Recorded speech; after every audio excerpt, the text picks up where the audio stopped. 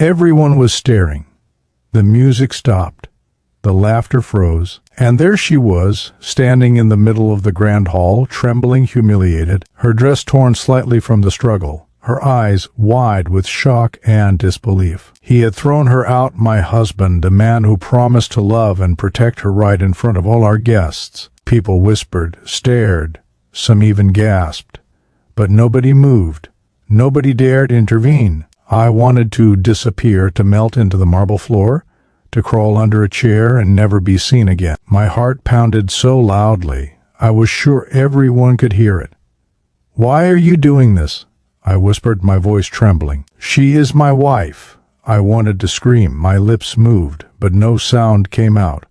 The room felt frozen, suffocating. The chandeliers hung like icy reminders of everything I had lost. The man, my husband, stood there, face red, eyes burning with anger, as if the world itself had wronged him, and I was the reason. He pointed, waved his hands, shouting something I couldn't hear over the pounding of my own heartbeat.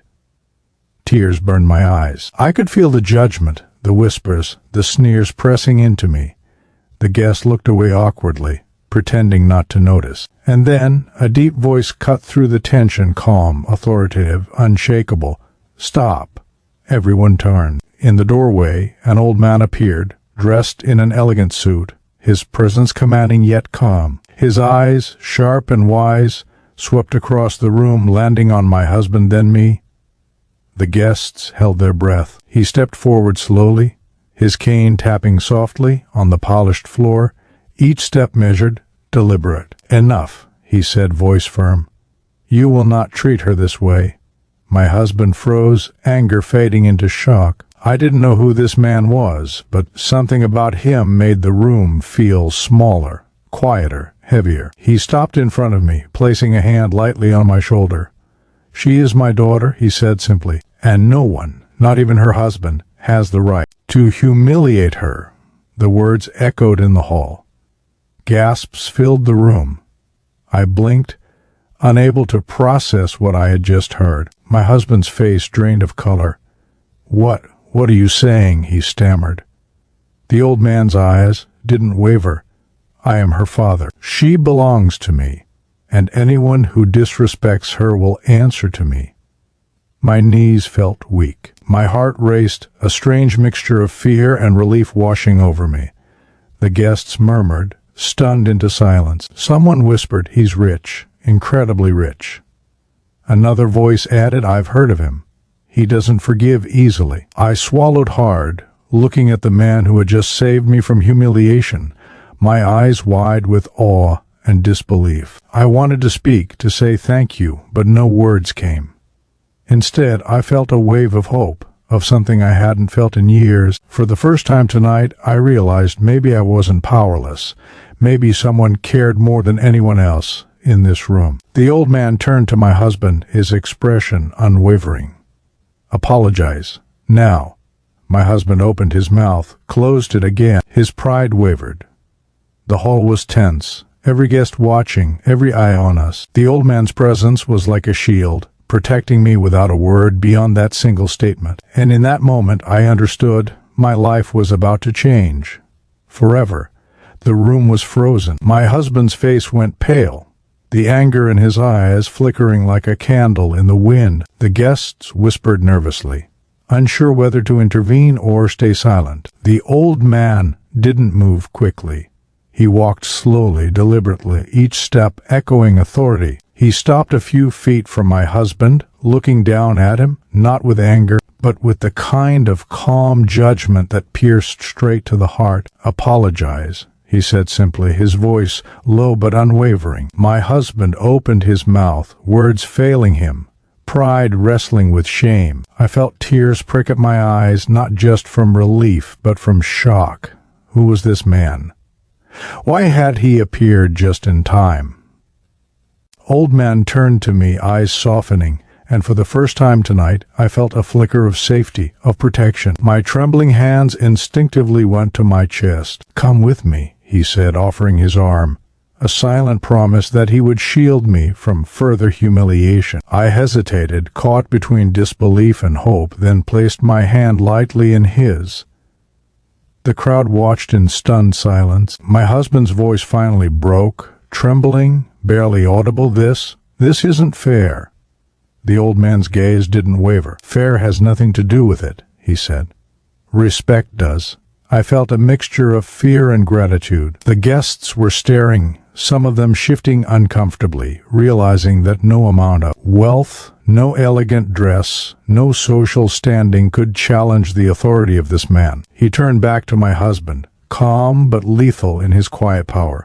"If you cannot respect her, then you are not fit to stand beside her." My husband's shoulders slumped slightly, the fight draining out of him. I could see at the realization that his pride and anger were meaningless in the face of true power. My eyes met the old man's again, and I finally whispered the words that had been stuck in my throat since the moment I was thrown out. "Thank you." He nodded slightly, acknowledging me, but there was no need for words. Then, almost casually, he turned to the guests, his voice carrying effortlessly through the hall. "Everyone remember this moment. True wealth isn't measured by gold or property. True wealth is measured by how you treat those who belong to you." The guests shifted uncomfortably, whispers spreading like wildfire. Some glanced at my husband with surprise, others with silent judgment. And then, just as suddenly as he had appeared, the old man guided me gently back inside the hall, standing close to ensure no one could harass or intimidate me again. I could feel the weight of relief pressing on me. The humiliation I had suffered moments ago seemed distant, almost unreal. My husband tried to say something again, but the old man's sharp glance silenced him completely. "Enough," he said. "No more words until you have learned respect." I clutched my hands together, heart pounding, barely able to process the chain of events. The guests were murmuring, some inspired, some shocked, all aware that the balance of power in the room had shifted irrevocably. And as I stood there, shielded by a man I barely knew but already trusted, more than anyone else in that room, I realized, my life was changing, not just because of him, but because I would no longer allow myself to be powerless, humiliated, or silenced. The old man's presence was a promise, a protection, and a lesson all at once. And for the first time that night, I felt courage stirring within me, something I thought I had lost forever. The hall was still, the tension hanging in the air like a heavy fog. My husband's face was pale, a mix of fear and disbelief. Every guest's eyes were on him, yet no one dared move. The old man didn't speak at first. He simply looked at him, piercing eyes, calm but commanding. Then he took a step closer. "Do you understand what you have done?" he asked quietly, each word deliberate. My husband shook his head, voice barely audible. I lost control." The old man's gaze did not soften. "You humiliated her in front of everyone, your family, your friends. You chose pride over respect. That is unforgivable." I could feel the weight of the words settling over the room. My heart pounded, but for the first time I didn't feel fear, I felt validation, like someone finally saw what I had endured. The guests were whispering now, some shocked, some clearly judging my husband, some in awe of the old man's authority. And then he turned to me. "Do you have the strength to stand for yourself?" he asked gently. My knees shook, my hands trembled, but I straightened my back, lifted my chin, and nodded. I do," I whispered. My husband's eyes widened, disbelief written across his face. The old man smiled faintly, almost approvingly. "Good. Then you will no longer allow anyone to treat you this way, not him, not anyone." I felt a rush of courage I hadn't known existed, a fire igniting deep in my chest. "You will also apologize," the old man said, turning back to my husband. "Not for appearances, not for pride, but for respect." My husband hesitated, swallowing hard. His voice shook. I'm sorry." The words hung in the air, small yet powerful. The old man didn't move. Apologies are meaningless if they do not come with understanding. I could see it, the realization dawning on him, the recognition of the harm he had caused, the humiliation he had forced me to endure. The old man glanced at the guests, who were all watching, aware that a lesson was unfolding before them. He then stepped closer to me again, guiding me away from my husband's reach. "Your strength will define you, not his weakness," he said softly. I swallowed, tears prickling my eyes. For the first time tonight, I felt protected, empowered, and seen. The guests were murmuring, some inspired, some clearly shocked, but the air had shifted. Power no longer belonged to my husband. It belonged to the truth, to respect, to courage, and to the man who had arrived at the perfect moment. And then, almost casually, he spoke to me again, a hint of warmth in his voice. "Your life is not for him to control. You are capable of more than fear. Remember this night." My husband stared, frozen, unable to speak. I felt a strange calm settling over me. I was no longer the same woman who had been thrown out. I was standing tall, empowered by a stranger's intervention, by his words, and by the truth finally spoken aloud. The old man's presence was like a shield, invisible yet impenetrable. And in that moment, I realized my life, my dignity, my future, none of it would ever belong to him again. The hall was silent, the air thick with tension. My husband sank slightly to his chair, pride and anger battling helplessness. Guests stared, whispers barely contained, eyes darting between him and the old man. The wealthy man turned slowly toward me, his gaze steady, unwavering, full of something I hadn't expected: care, respect, protection. "Do you understand your worth?" he asked quietly, each word deliberate. I swallowed, my throat tight, and nodded, feeling a surge of courage flood through me. My husband's lips trembled, words failing him. The old man's voice cut through the room again. "You are not defined by someone else's cruelty. You are defined by how you carry yourself when faced with it." His words weren't just for me. They were for everyone watching, everyone who ever judged, doubted, or humiliated another. My heart thumped wildly, but I felt lighter, stronger, capable of standing tall. The old man glanced at the crowd, commanding their attention. "And you," he said, looking directly at my husband, "will learn that respect cannot be demanded, it must be given. You have failed. Your actions tonight will be remembered. Humiliation is not power." My husband's face drained of color, anger replaced by shame. I could see the truth hitting him, the awareness of how deeply he had crossed boundaries, the realization of the fear and pain he had caused me.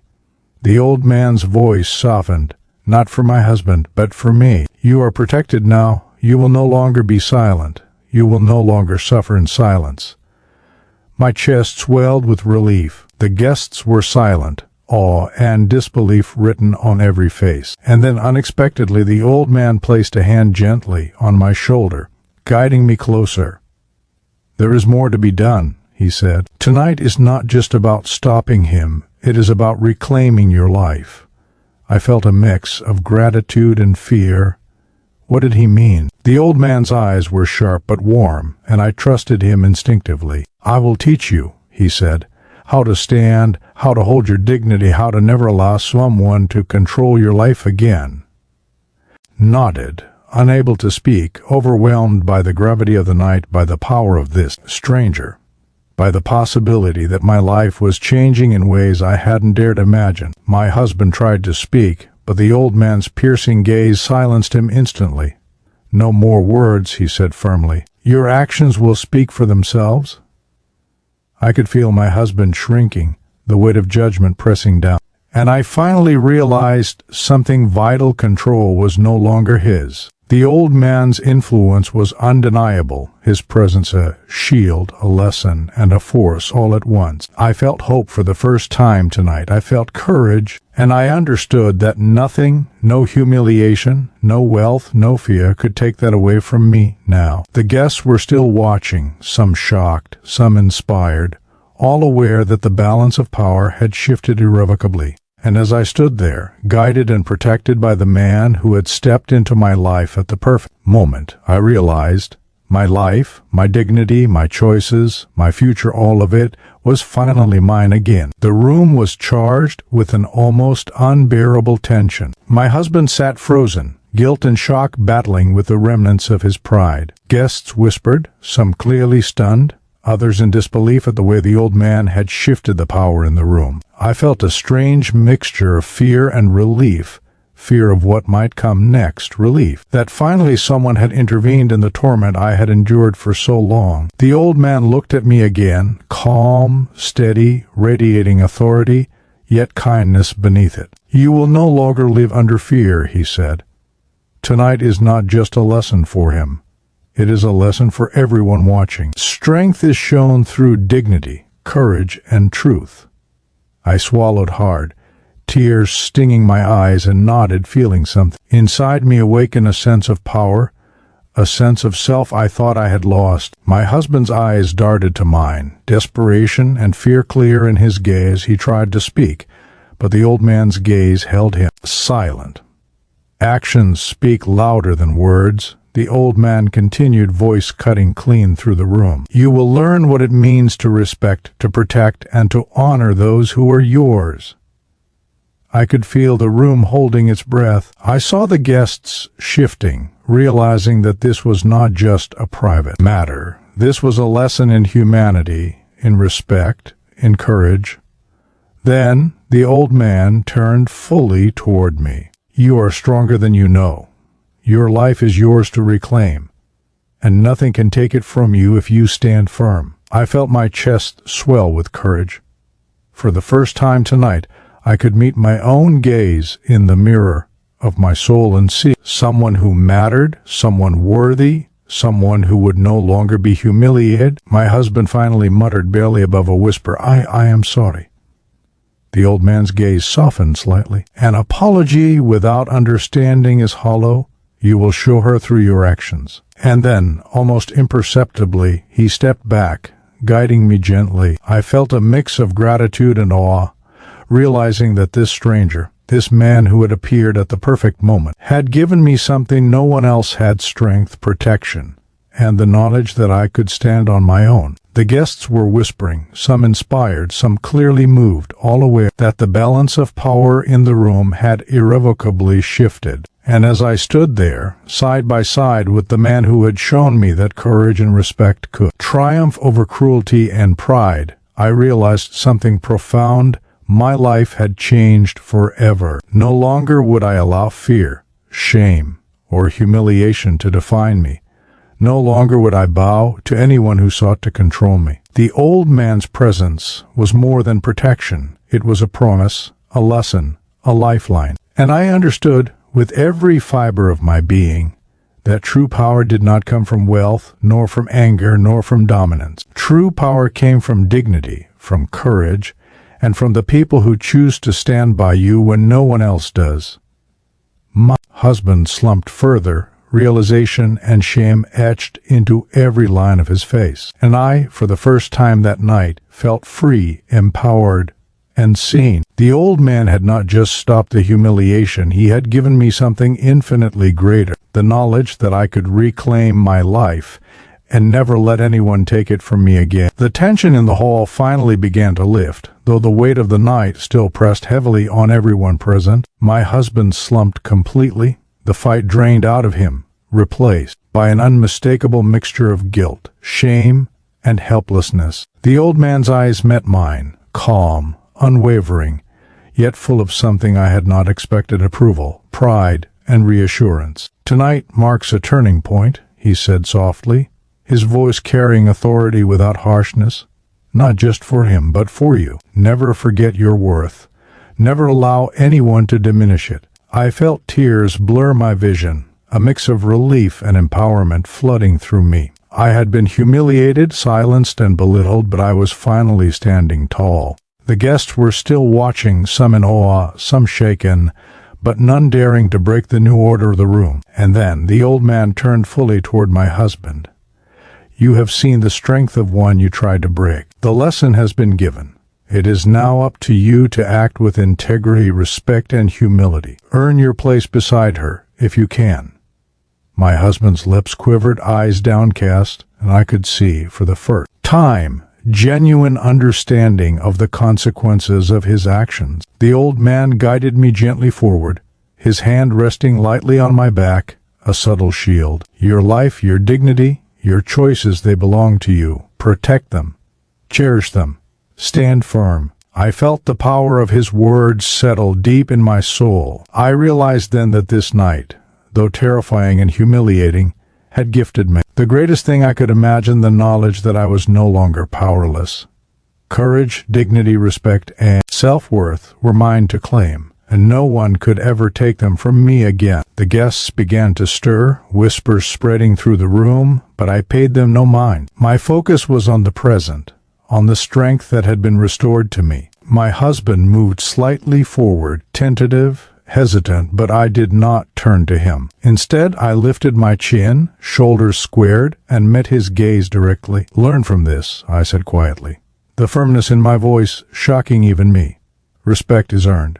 Humiliation is never power, and I will no longer tolerate cruelty in my life." He nodded slowly, understanding the depth of the lesson finally etched into his conscience. The old man stood beside me, a silent guardian, and I felt a surge of gratitude I could barely contain. "This is your life," he said. "Live it without fear. Walk forward boldly. You are stronger than any obstacle."